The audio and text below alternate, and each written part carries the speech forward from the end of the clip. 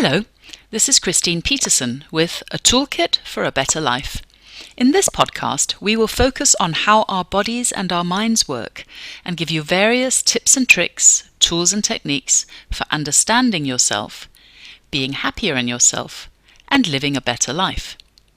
Every week, we will discuss different topics that might interest you and help you think differently to change the way you approach life and yourself.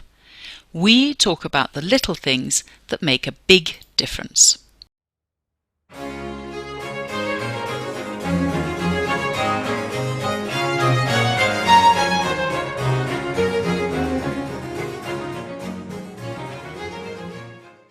Today I'm talking with Mason de Chochor, my friend and colleague, who shares many of my interests in how our minds and bodies function and how small changes can make a big difference in how we live our lives. We will be talking about being present, being in flow, and how this is important to our happiness. So, Mason, how are you today? I'm fine, and I love this subject. Yeah, me too. I'm looking forward to today. It's going to be really interesting. So, I would like to start off by asking you a question, Mason. Is being present important, and why? Well, look, the first thing that comes to mind is that it's not merely important, it's paramount, because it's really all that is. The past no longer exists. It's been committed to memory, and it's static, and it's already happened.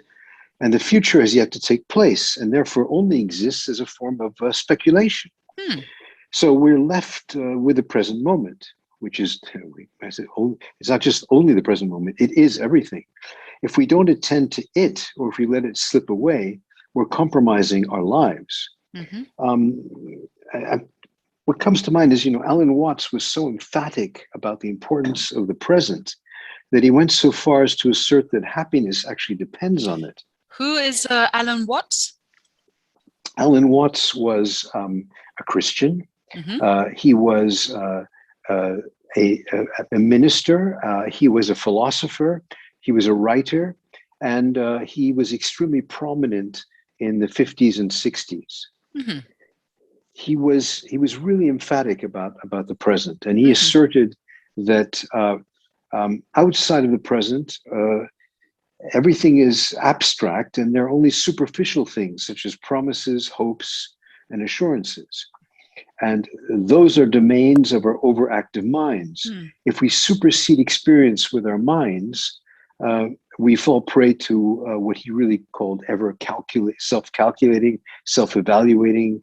He considered it a seething cauldron of thoughts, predictions, anxieties, judgments, and incessant meta-experiences about experience itself. Look, Christine, I know that as a consultant, you obviously need to use your mind. It's a finely sharpened tool in order to plan and organize. But you've told me time and again that it's only when you fully inhabit the present that you're at your best. Yeah, you're right, Mason. Absolutely. In fact, when I'm giving a training course, of course, I try and plan and prepare really well and thoroughly for the class. However, it's only when I'm able to go into flow, to stay in the present moment throughout the whole class, that I feel that I can perform optimally. When I do this, it feels like I'm totally in the present moment. I have no thoughts about what I'm going to say or how I'm going to say it. And it's really strange because the right words, the right images just somehow appear. And in fact, after the class, I can't remember what I said or how I said it. Of course, I have a general idea since I planned the themes I wanted to discuss, but I don't remember what I actually said. Actually, time disappears and it feels absolutely fantastic.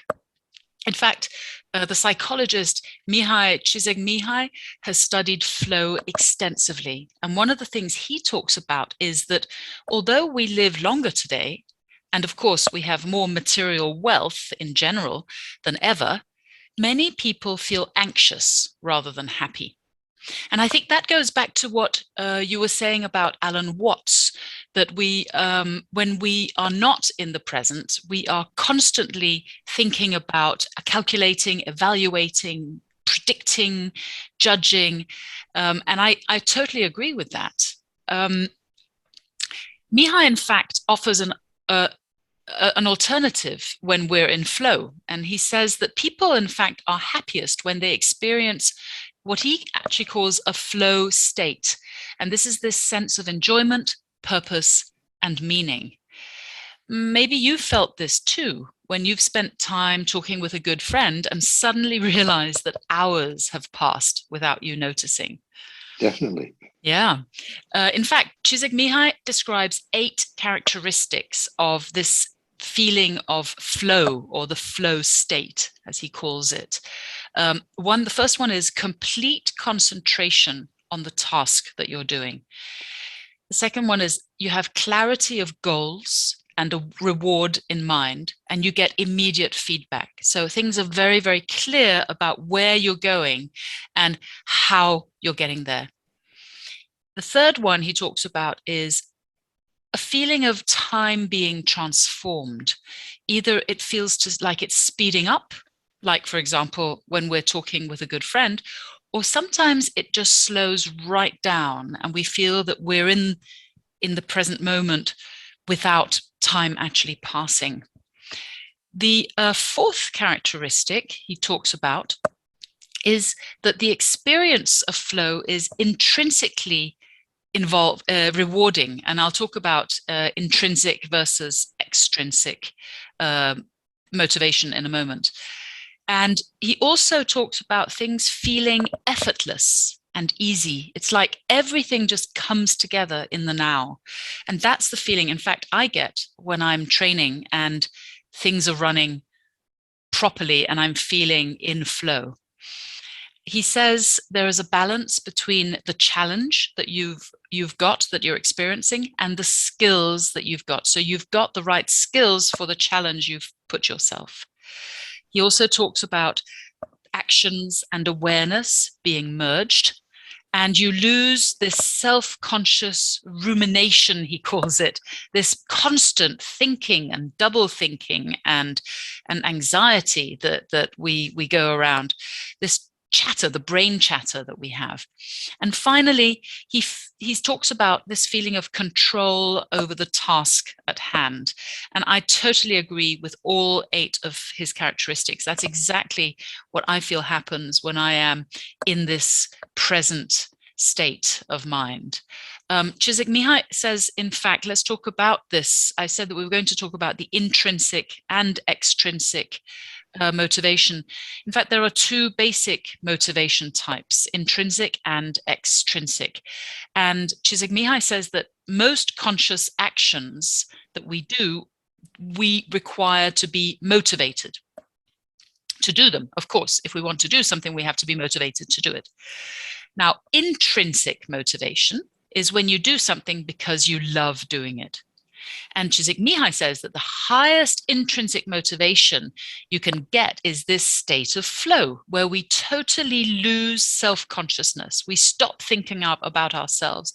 We surrender completely to the moment. And time means nothing. Time has no meaning at all. Mason, think of a competent musician playing without thinking, or a surfer catching a great wave and riding it with great joy and pleasure. And that's actually a state that we can create for ourselves.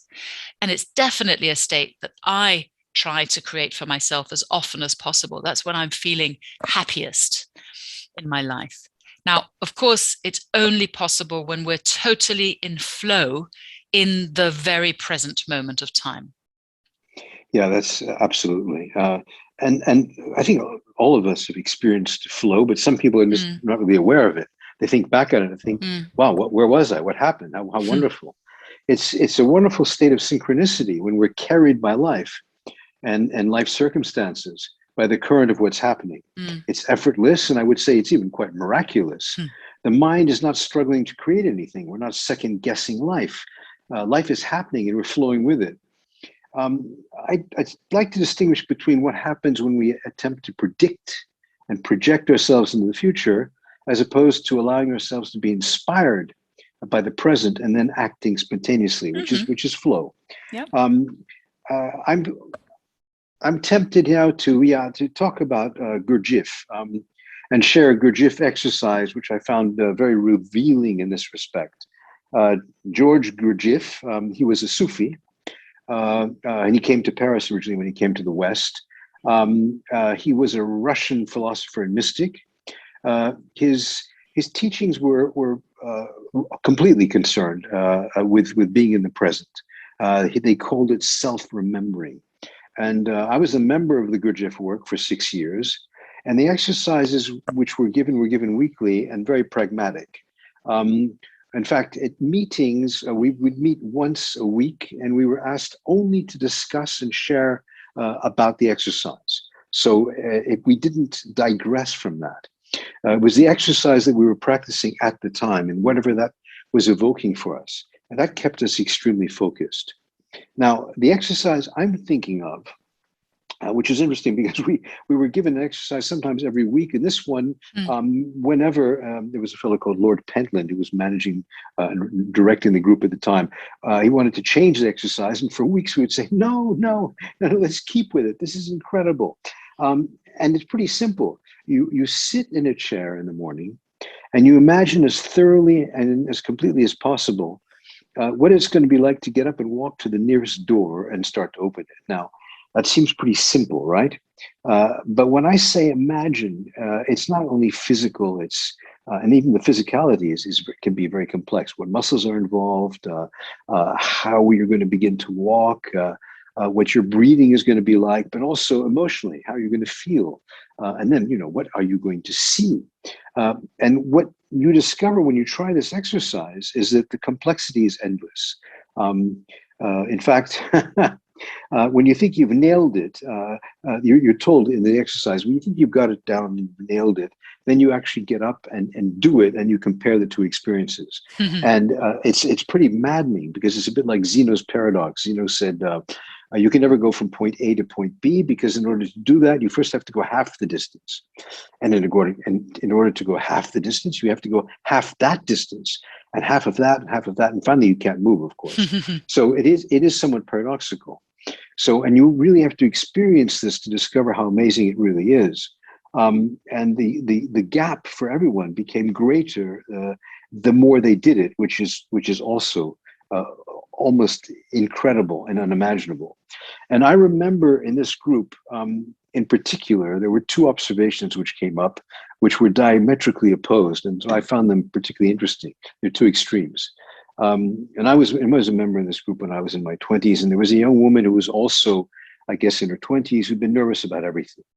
Will my boyfriend stay with me?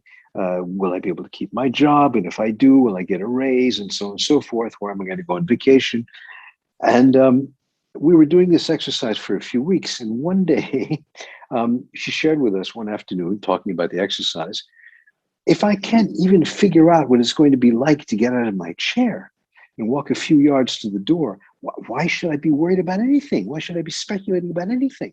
Why should I be worried about my future? And she basically calmed down after that. It's quite extraordinary. And the other extreme was a wonderful guy, a Scottish physicist, a brilliant guy, probably in his 40s at the time, who exclaimed to us, for the past few years, I've been very blasé. I've been everywhere. I've done everything. I often get bored. And now I discovered that between my chair and the door, there's an entire universe I never knew existed. So it was just... It was just wonderful. That was truly a great exercise. That is really a great exercise. Now, Mason, and it seems so simple and yet so complex. So what would you say, Mason, is our takeaway from all of this discussion? Well, we've been talking about the present. And so I think that the first takeaway, which is the principal one, is that life only happens in the present. And that one cannot predict it or formulate it. You can only live, observe it, and enjoy it, and inhabit the present to the fullest. I agree. I think, in fact, that there's no better way to live life to the full than actually to enter into flow. Because, of course, when that happens, we stop this mind chatter. We stop all the future projections and thoughts and problems and thinking, rumination that we can do. And we start living life to the full and getting the best out of our life and out of living. Exactly. Yeah, exactly. So, Mason, thank you very much for the conversation today. This was really interesting. This, of course, is the first of several parts of several episodes on the same topic, where we're going to look at different aspects of being in the present. Yes. So I'm looking very much forward to talking with you again about these topics and the importance of being present. So thank you very much, Mason, for today, and have a lovely time until we talk again. Wonderful. Thank you. Thanks. Bye.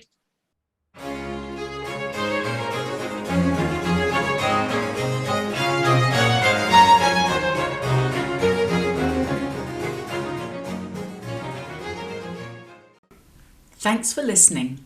We'll be back next week with another episode. You've been listening to A Toolkit for a Better Life, produced by Christine Petersen. For more information and details on how to contact us, please see the podcast description.